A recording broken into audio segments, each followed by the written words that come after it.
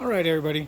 How's everybody doing today? As you can see, I wish I can get back on the Lincoln right now. I already have the intake manifold off. Haven't been able to get to it. As I showed you guys yesterday, I was had to do that quick EGR cooler hose that needed to be replaced. Took off the turbo and all that to do that work. And then today I got another one in an F-550. This one's got a service, and it looks like the fuel pressure regulator seal is starting to leak out too. So I'm gonna go ahead and get that one done right now.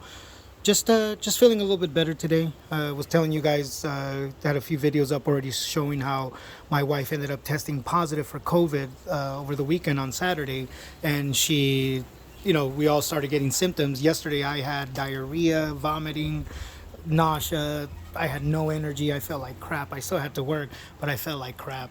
Just felt like crap. So, horrible day yesterday. Let me show you guys what's going on over here.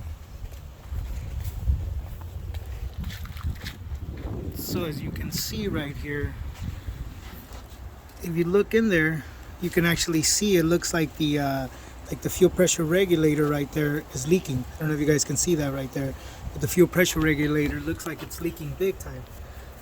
Look at it. I don't know if you guys can see it. It's kind of blocked. Let me go ahead and get it off so you guys can check it out. Look at that. It just looks like it's leaking like crazy. So I'm going to go ahead and get that off and do the oil change with fuel filters and air filter and just get all that done. All right, let me get to it and I'll show you guys right now how to get that done.